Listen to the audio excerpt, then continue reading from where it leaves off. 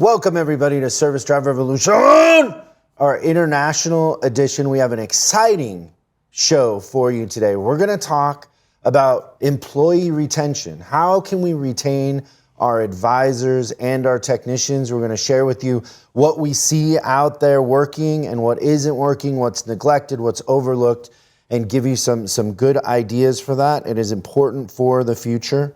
We also are going to talk about Adam shaving off his beard. Should he or should he not? Recently, everybody doesn't know this, but he tried out for the,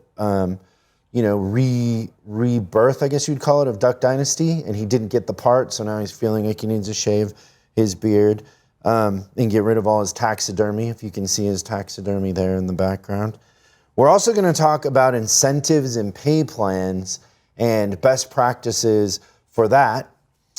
And everybody would notice Colleen's not here. Weird that Parts Hold wouldn't be here. Was she invited? Yes, maybe a little belated. We miss you, Colleen. But say hello to Jeremy and Adam. Say hello, gentlemen. Hey, everybody. Hello. So let's start off with what are we reading right now? What, books, podcasts, what is inspiring you right now at this moment? Are you reading anything new, Jeremy? Well, I started something new because, I didn't want to be the guy that, was reading the same book month after month after month. That's just a bad look. Wouldn't you agree with Adam? that? I'm also a little bit upset. No one's commented on my new office here. You need artwork, bro. It's kind of bare. I miss the cat jungle gym. I just moved in, so, but it's... Hey, you need to at least just stack stuff on the back so it looks like you're in the midst. I'm going for that look. Oh, you missed the classic where I had the clothes in the background, right? Yeah. I do the dark dungeon with the rafters and stuff. My favorite was the look. cat condo or whatever you call that. Yeah. I'm glad that you appreciated the classics. Well, I'll come up with something new. Maybe it'll be a giant Chris Collins poster in the background and a giant international poster. Although I do share this office with my wife, so that's up for negotiation. I'm working on a Chris Collins calendar that your wife would enjoy. It's not one of those swimsuit calendars, is it? Because I don't want... No, it's like leather chaps, like that sort of thing. So, oh, even better. Yeah. I was thinking you might be going that way. Me like chopping wood in dolphin shorts, like stuff like that. With a Santa hat? Yeah. A value at any price. But anyway, this is the book I'm starting to read. It's called QBQ. QBQ. It's about practicing personal accountability in work and in life. One thing that I've noticed since I moved into my new house is that I'm balancing all of my things at the same time, and I'm not getting anything done. So I'm kind of hoping this book came recommended to me by a general manager of a dealership. He actually handed me a copy and, said it really helped him out. So I'll give it a look myself. It's a short book, short and to the point. So I'll probably have a good report for it on the next call because I don't like to let my books go from month to month to month because, like I said, you have to be continually working on yourself. So, but again, it's QBQ by John G. Miller. And we'll see if it changes my life and I stop becoming a bad employee as Adam has frequently referred to me to as. So Why do you think you're such a bad employee? I don't know. You'd have to ask him. I mean... Oh, man. I don't even know how to respond to that. What'd be really fun is to do like a employee review on the show and just eavesdrop in on that conversation. I think that would be a blast. We did one of those. Yes, we did. We did. And it didn't go so well. So we're still in that continuous improvement phase, obviously. Do you think you've seen improvement since the last review, Adam? I think we've seen some slight improvement. I mean, enough for him to move into another house, right? So I think that's fair. What would be the biggest things that we need to work on? Well, up until what last like 10 to 15 minutes ago, I think we found out that he doesn't like to be talked at. Yeah, he said he doesn't like books that talk at him. I don't know what that means though. Is that like one of those like creepy pop-up books where, like when you open it up it just like starts talking to you like those weird, birthday cards? No, I think it's the tone of the I book. hate those. What, Jeremy? My kids, whenever my kids get one, they open it like next to my ear all the time. I don't like those books. No. Or cards. But what you were saying is you don't like books that talk at you in tone, right? Like that tell you what to do instead of like guided discovery. Like, Yeah, like you, reader, you must you must be a procrastinator because you're reading this book. yeah, I gotta be honest, I don't like that either. Yeah, I like stories and, that I can see myself in that, I guess. In the story. anecdotes and allegories. Okay, so Adam, the first one is just him being more, how would you say this? Impressionable to authority? More agreeable with authority? Agreeable. No, honestly, I'll go the other way. I like the fact that Jeremy brings items in there that's not necessarily agreeable. You need to have that adversity in discussions. So I'll give him that. It's good. See? So Adam, you being the example and everything, you're not reading any new books. Hey, I'm not gonna lie, all right? I'm still reading the 12 Rules for Life by Jordan Peterson. I told you last show that I was gonna kind of keep it, keep the rhythm going. It's at a snail's pace, but I'm trying to absorb a little bit more and not speed through them. Is that a good excuse? Or at No, least that's the Adam, one I'm that book is sticking a with? snack. That book is like a 2 cup of coffee. Like on a What? Saturday morning, that How book big's is this done. coffee that you're drinking? It's just a Is this couple like cups of a coffee. stack? No, two cups of coffee. That book is done. It's Well, even I- got big letters and lots of spacing. It's pretty easy. Well, I suck. Thank you very much. Let's just you're not applying yourself to it, or you know what I do when I'm in a situation like that with a book?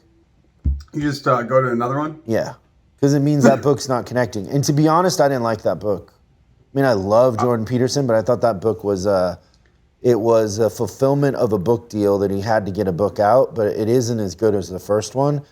It's not even close. I thought it was. I'm just wrapping up Rule 9. I really did not like the 2 prior to that, personally.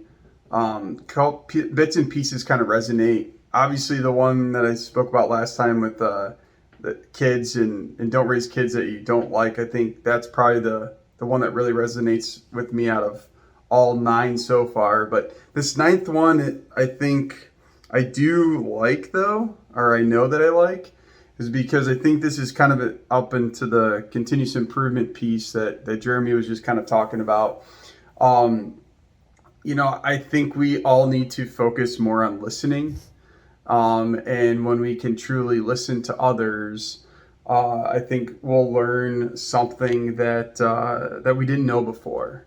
So a couple things that I pulled away from it in this chapter is, I think we've said this before, is like, I don't care about being right. I just want to win. Well, one thing that I wrote down is you don't want to be right. You just want to keep learning. So one thing that I think it's hard for me sometimes, is that when I am wrong, I don't say thank you to the other person for telling me that I'm wrong, because I'm kind of sometimes trying to be right, or what I feel that I know, I feel like it is right. So it's kind of for me, it's a catch-22. So I feel like this is kind of a little bit of self-reflecting, but I think that sometimes relates into our shops and our management, and when we talk about leadership in our dealerships, or just reaching out to our employees as well, of kind of listening to them. And I think we're going to get to this in a little bit, but one thing that I've noticed or have been hearing about is, and it's good that people are having these exit interviews, but why would we be waiting to an exit interview to listen to somebody of any sort of feedback or anything, instead of really kind of trying to catch it ahead of time to where we have that opportunity to retain folks, right? So I think that the majority of us could listen a lot better, including myself. So thank you, Jeremy. I will take your feedback and I will have a new book next time. Nice. That's very. Hey, that's Chris, very sweet. remember Top Dog a couple of years ago? You had a speaker there that basically said the golden rule is crap. And basically it says, he said, don't treat others as you want to be treated, treat others as they want to be treated. I forgot who that was. Do you remember his name? No. Was it Glenn Lundy? It was Glenn Lundy, yes. I love Glenn Lundy. Yeah, he's a heck of a guy. But You follow him on Facebook? He's got like a wake up thing, and then he's on that Clubhouse. Clubhouse is funny. It's like the world's largest conference call. Like, I don't know how people listen to it or like it. To me, it drives me crazy. But he does a thing on there that's pretty good, every morning. I liked his wake up thing. That was really cool. Like as a little bit of background, every morning at like 5 a.m. is it? 5 a.m. I think. He like plays a bunch of music and gives an affirmation to himself and anyone else that's that's watching on that live. It's really kind of cool that he does that. It's really motivating. Yeah, he's consistent with it too. It's great. So you guys know from being here that I have a lot of books, right? Are you guys aware of that? I do know this. Is that a secret to you? No. So recently I've been buying a lot more books because we're starting a YouTube channel for our leadership thing. And inside of that, I'm going to do a series on books that I love, like some of the special edition books I have, and talk about them in context of, the craftsmanship of it, what it meant, what's in it. And, a lot of books that people wouldn't have or wouldn't have access to that I have in my collection, which we're starting to call the Bulldog Library. So one book, the publisher, Toshin, is made me a deal, and one of the first ones I'm going to do is that Ali Goat book with the Jeff Koons art piece. Have you guys ever seen that? I have not. So we've acquired, it'll be here in a couple days through them. So we're going to do a whole video on that book. So I don't know. I'm also buying a Duchamp collection of all the books written on him that would normally be bought by like a museum. So I'm really kind of upping my collection of books in anticipation of doing these videos in this series. And so one book that I just got this morning that I literally have been checking like twice a day to see where it is, like, because it came from England and then it's in customs and, it goes through the whole thing, but it landed today. There's only 750 of these made. They sold out instantly. And it's Andy Nyman. He is one of the writers for Darren Brown. Are you guys familiar with Darren Brown, the illusionist? I don't believe so. So he's got some great videos on he gets somebody to admit to a murder they didn't commit. He gets somebody to rob a bank, or, but he does these shows. And so this book is a lot of how they create the shows. And there's some DVDs in here, but none of this stuff can you find online. It's, so I'm really excited about this book. And it's one of 750. So because, they're putting their secrets of how they create these illusions and how they get the audience to do different things, they mostly sell them in magic shops. So it's not available to the public. But the thing that excites me the most about these sort of books is it's a lot of psychology, right?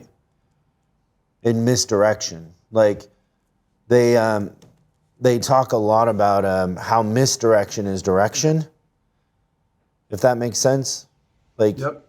You're controlling somebody's focus and attention by misdirecting them, but really you're not misdirecting them. You're getting them to pay attention to a specific thing. So I don't know if that's of any interest to anybody, but I'm excited about it. Chris, are you going to become an illusionist or magician? No. Oh. No. I was going to say, could you show us some card tricks? You know, because I've you and I've had conversations about it. My interest in that really comes from that in and of itself. Like, Yep. I cannot. There's so many things about that I can't believe.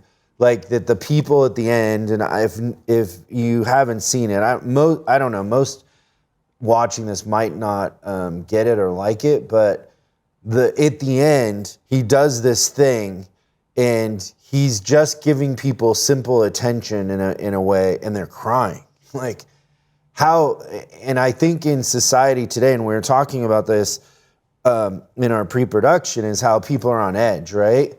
And the combination of COVID and the news and everything, that's going on, people are really emotional on an edge, and I think social media plays into that. But people are dying for real human connection and validation. And so to me, that is more interesting than the magic. The magic's irrelevant. How he does it is less interesting than the outcome and how people are so affected by it. And I find in my interactions with people that oftentimes, like, I might be the first person that has ever told somebody that they're good at something, or like, people just go through life a lot of times and they never get any sort of encouragement or validation to the thing that is important to them, or that, a lot of the pet the dog training and customer service training really is about that, right? Is people are addicts. They're addicted to compliments. They're addicted to feeling like they're a part of something and that they mean something, right? Yeah, I'd agree with that. That's why I think that the videos, I don't even know, what do you call it, film, movie? I don't know. It's just like a live production on it. I think it's just awesome, man. I really do. I think it really resonates. I hope that people can check it out. I know I've been trying to tell people, some coworkers of mine, to check it out, because I think that it just resonates. And like you said, everything that we were talking about a little bit ago, it seems like anything will set off anyone, regardless. It's an interesting dynamic or world that we're living in right now. So let's talk about technician and service advisor retention. And why don't we start with you, Jeremy? And what are you seeing out in the field that is polarizingly obvious to what's working and what isn't working? Well, I'm really excited to talk about this topic because it's something that's really close to me. I've been visiting dealerships for about 5 years now. And before that, I was working with dealerships on a different level as well. And one thing that always shocked me was the service advisor general attitude and the attitude towards the service advisors. Now, this perspective is starting to change a little bit because it has to, but what I've seen at a lot of dealerships still is that service advisors and support staff in general are being viewed as a dead cost. Like, they're seen as a personnel cost to the dealership as opposed to what their value that they provide, which is basically the entire communication center of the dealership, especially the service department, to where if you don't have a good write-up from the service advisor, the technician doesn't know what's going on. If you don't have estimates done well, if a service advisor is not able to sell the work, then guess what? The technician's out some hours and the dealership's out a lot of money. But I don't think dealerships have really been viewing it that way, and they especially haven't been tailoring pay plans and incentives towards that end. And that's a paradigm that we need to change if we really want to, retain service advisors and sell more, but also retain technicians. Because one of the things that's always noted in the Carlisle surveys of technicians, as far back as I've been reading them, is that service advisor to technician relationship is a big driver of turnover or retention, depending how it is. Because if a technician's frustrated, if they're not getting their hours, if they're not able to get the work through or get the approvals they need, they're going to leave. You have to look at retention of service advisors as a bigger issue than just the one body in the seat. It's a bigger problem than that. So you have to make sure that you're compensating for performance and compensating in a way that service advisors and support staff in general feel valued. That's the topic, and it's a topic, as you can tell, that I'm very in tune with, because I've noted this a lot in the service advisor trainings that we started doing back in 2019, and you mentioned this as well. It's that we'd inspire service advisors to go out and try something different, do something different, and they'd hit a wall right when they went back to their dealership. And that's something we need to change generally. And I think we're working on it, but in general, it's a slow effort. I agree with you, Jeremy. I think that's where we kind of need a call to action to the leadership at the locations, right? To give those advisors or writers the permission to kind of take down those walls. I also would like to see where we would have more of that coaching and mentoring from leadership at the dealers to show them where they fit in of the value of that whole process. I don't think as an industry we do that good of a job to show where people fit into this process and where their value is. It's just, hey, do this, do this, do this. Maybe write up more ROs, maybe sell more hours. Now, if you don't have some sort of pay plan in place, and one thing that kind of gets me, at least thinking of, or like I'm caught in the middle of, is if I was able to give you all the tools or these pay plans that you could probably pick out of 10 to apply. My question is, would you apply any of them?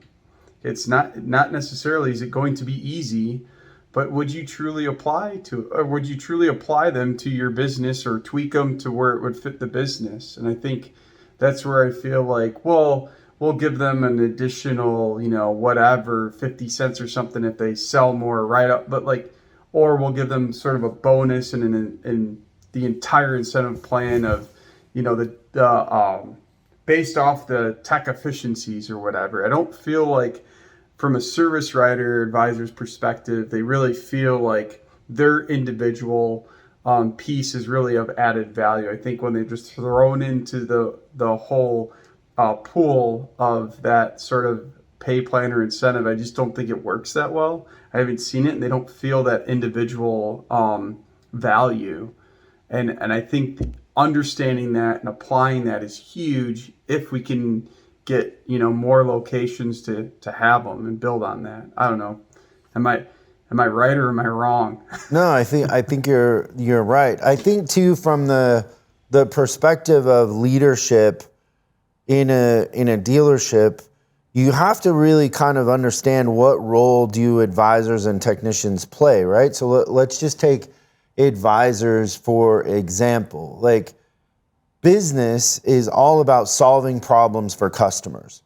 And let's be honest, like in our industry, the single owner operator is going away and at a huge disadvantage in the marketplace, right? So we're seeing more and more fleets growing, but less individual owner operators.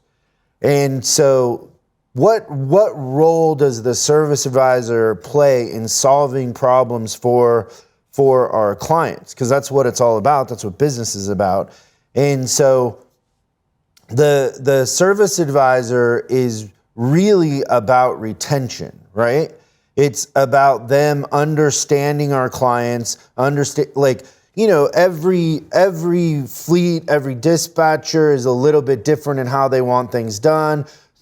Some clients, the driver's dropping off the truck, they're all a little bit different. There's nuances. There's ways they want the paperwork done, the estimates submitted. There's little nuances and differences between all of them. And so the advisor plays the role of retention with them. And so the way we treat advisors is they're disposable and they're a necessary evil, we don't set up the pay plans around what it is we actually want them to do. And the truth is, if advisors are good and they stay with us for a long time, that's going to have our clients stay with us for a long time. They're going to buy more new trucks, right? So it feeds the circle of life, we would call it, right? And it's a huge advantage for us. So when we're setting up incentives and pay plans, like I talk about this in my book, The Millionaire Service Advisor, is if you want to be a successful service advisor, the secret is to stay in one place, in one dealership, and collect customers. And your role is to be a customer collector, understanding that the more customers you collect, the easier it is going to be to increase your numbers because of retention, right? When people are comfortable and they trust you, then the whole transaction is quicker. It's quicker for the tax, right? Like how many times have service advisors that are really professional and really good, they have clients that are like, do what it needs, get it back, and you have leeway. You have equity with the customers and trust, right? Which saves time, which makes the shop more efficient, which makes the clients perceive that things are easier and more efficient. And so our pay plans for advisors don't feed to that. Advisors' income doesn't grow with their portfolio and with their retention, right? If they don't have some sort of commission and we're not planting the seeds and the idea and that how you become successful and really good at this and make more money year in and year out is by connecting with and taking really good care of customers. They're disposable and they're hourly. And there's no connection whatsoever to their performance and their ability to connect and get customers to trust and like us and come back. And I think that that's the thing with the advisors that we miss more than anything else is they're a necessary evil. And we look at them more like, they're moving paperwork around, and we miss the human aspect of there's human connection on the other side. And the bigger the fleets get, the more important that is, not the less important. Yeah, I'd agree with that. Because I think I've even heard, I get the perception that they'll look at a frontline or service advisor as like, all they're doing is like transactions. Like you said, shifting around the papers and, well, you're adding more additional items onto them or this or that or the other. It's like, okay, well, let's take a look at that. But also part of the process is, they can make or break a relationship, even if it is a fleet, right? For a local terminal, all it's going to take is a bad relationship and it's going to escalate fairly quick. Yeah. And I think that we think about the physical part, but we don't think about the emotional part that they're managing. They're managing how the clients feel. And that's the part that we're missing. And for a long time, we've had this take it or leave it kind of mentality, but that's not scalable, and it's not going to make you dominant in your marketplace.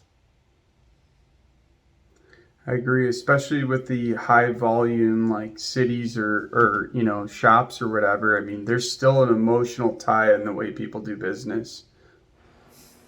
Absolutely. And especially in our industry. I think our industry is a little bit even more than automotive in that way because you're working with less people. So those individual relationships are even more critical than ever. Yeah. And it's funny because at a dealership level, I hear a lot from a lot of dealers, we know our customers know us. And that's true. But on the other hand, your customers that like interacting with the same people at your dealership, and that's your advisors. So to your point, Adam, you might know your customers, but your customers know your advisors, and they don't want to see a rotating cast of advisors over there. They want to see the same person they can depend upon, that they can trust, so that you don't have to keep going back with individual with changes on estimates or keep disappointing them because they're not making the grade. Yeah, it's good. So then how do you think, Jeremy, pay plans and incentives work into that? I think, honestly, an individual performance component would be great for an advisor. Maybe not a commission system, but it can't be just hourly. Like, A commission based upon incentives, having an incentive component based upon sales. Also, if you have a customer service, if you have a customer satisfaction indicator, having a component for that. I think honestly, it all comes back to the metrics that you care about from advisors and tying that into your pay plan. It can't be just hourly. You're not going to get the results you want. But on the other hand, I haven't seen straight commission work that well in heavy truck either yet. So you want to have a balance. Yeah. Well, Jeremy, to your point that you just brought up, I think so far what I'm hearing from some of our dealers is they have mostly commission based, so it's not individual performance, which I agree with you. I'd like to see a little bit more of, and that's something that we try to kind of foster out there as well. Also I think, well, I'd be curious what our thoughts on how, like, what could we provide as far as advice to some of those dealers that might try to dabble into the individual performance. How would they convert from a commission to an individual performance? Because what I'm hearing is like a couple have, well, I have this so-and-so person is kind of individual, but I don't think you really can just have a couple people and, half and half. I know we talk about that sometimes with the technicians on flat rate versus, hourly, that you might have to have a system in place that does that. But I would have to assume you'd have to put a system in place from a commission over to an individual performance, or explain everything and then launch it. So let me ask you a question, Adam. Like, what are your thoughts on capitalism versus communism? Is that a true question? Yeah. My thoughts? Capitalism all the way. Okay, so where have most of the groundbreaking inventions in tech, in healthcare, in diseases, in medicine, basically, where do most innovations come from? Communist societies or capitalist societies? Capitalistic societies. So what would you call a pay plan that is a group pay plan and not individual? Would you call it communism or capitalism? If it's by group, it's going to be socialism. Yeah. So in my experience, the individual pay plan is way more effective to attract the type of individual that wants to really perform. And the socialist is more about fitting in and getting by and not pushing the boundaries, not trying to do anything, crazy or really do anything, extraordinary, right? But how does a dealer, so for our listeners or viewers, how do they go and make that change if they were to go to more of a capitalistic society? So what happens in my experience is they go to a capitalistic pay plan, an individual pay plan, and what happens is a customer comes in when that advisor isn't there, or they have two shifts, right? They have a late shift and an early shift, and then the late shift doesn't want to cover for the early, or something happens and they throw the baby out with the bathwater, right? The baby out with the bathwater. So I think that a hybrid in the beginning is the best, is where you're going to have a base and then you're going to get a small percentage of the group and a larger percentage of your individual. And then how you lead and what you accept as behavior will kind of become law. So if there's ever a situation where somebody doesn't take care of somebody else's customer, you got to punish it. You got to make it into a big deal. It's not acceptable. You have to have, what we'd call a murder line of what is acceptable or not. But the individual has to be able to make a difference in their pay by performing, right? So I just think about when I was an advisor and I was 19, right?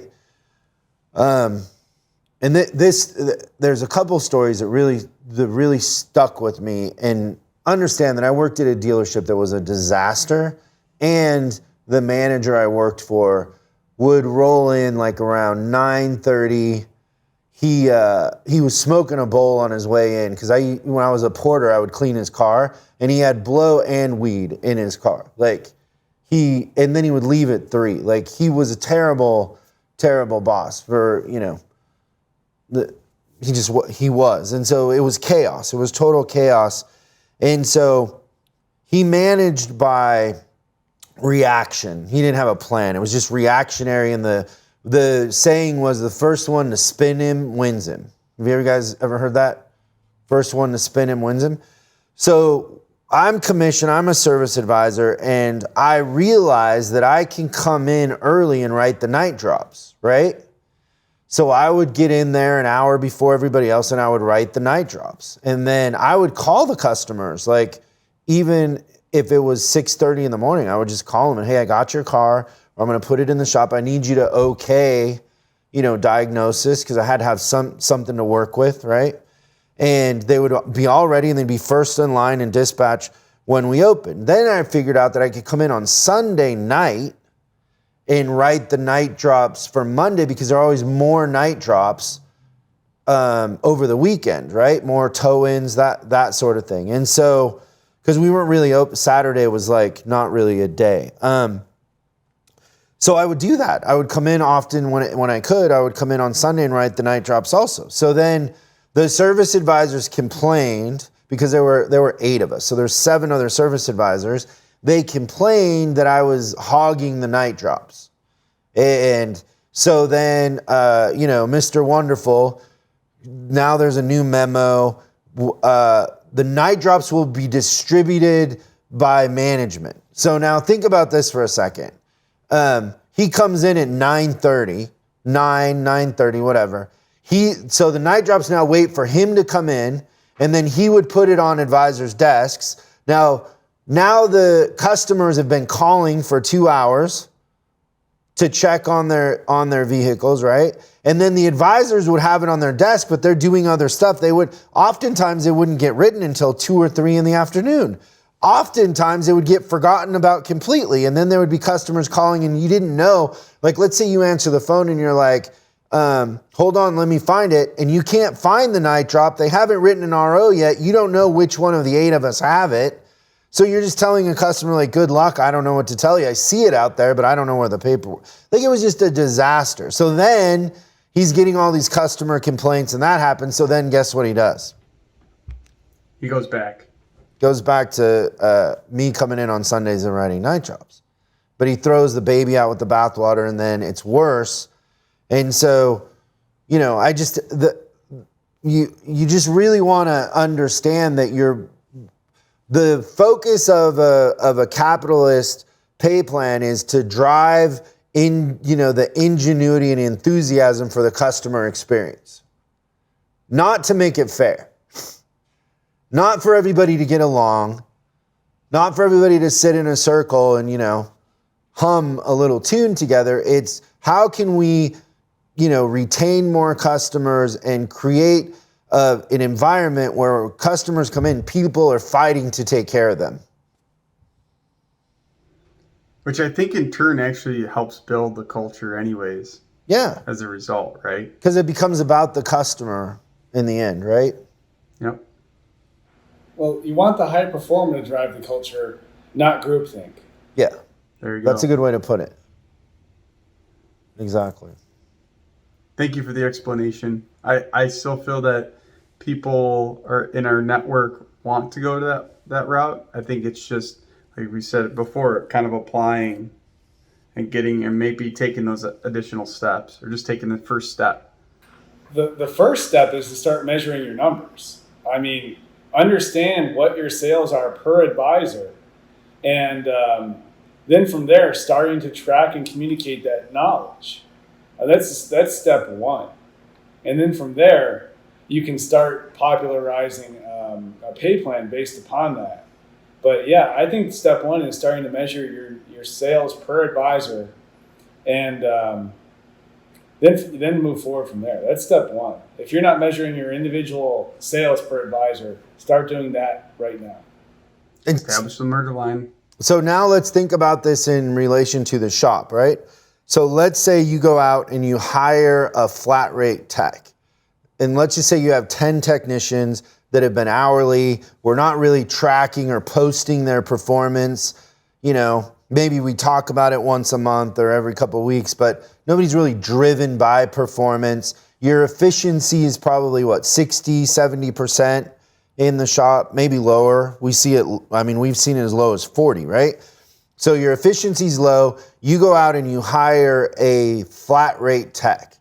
That flat rate tech is going to be a bull in a china shop because there's a bunch of things going on that are going to cause chaos. The first thing that's going on is when you have a shop that isn't incentivized by hours and flat rate or by performance, the advisors can give stuff away. There's nobody's looking up times really. Nobody's like fighting for more time or for the right time for a job, right? You just you're doing it and there's a general sense that we're trying to do the best we can, but they're not fighting for the time. You put a technician in that environment that's flat rate, he's going to tell the advisor, no, you need to get me diagnosis. This pays 5 hours, not 4, and so now all of a sudden it's like, oh, whoa, this is too aggressive. What's going on? And we end up saying, well, flat rate doesn't work because it's too crazy, but you just have to understand that it's two cultures colliding. It's capitalism and socialism in a sense. Like I'm dramatizing that a little bit, but that's what I've seen more than anything is they're like, oh, the flat rate didn't work. And it's like, well, yeah, because it cleaned up your paperwork and it made you actually figure out what things should pay. And, you have to close out your paperwork so they can get paid, right? Like how many dealerships do we see where there's ROs open for 6 months, like a year, the manager closes the month and we're carrying over 200 ROs. If the technicians are flat rate, it forces you to close out ROs so they get paid. And so to me, there's more of an upside to that because we're actually running the business in a tighter, more economical, way. But it's change. And so people hate change and so they end up throwing the baby out with the bathwater there too. Very true. So I would agree. Don't go flat rate. That's the message. That's what I would say. It's a long journey, but the first step is reward your people for performing, recognize your people for performing. And then from there, you're going to have to fix yourself. You're going to have to look at your process and what everyone's supposed to be doing and if they're doing it. And that's the first thing my team looks at when we're there, when we're visiting a dealership, is what's your process look like and do people know what they're supposed to be doing? And a lot of times they don't. Yeah, most of the time they don't.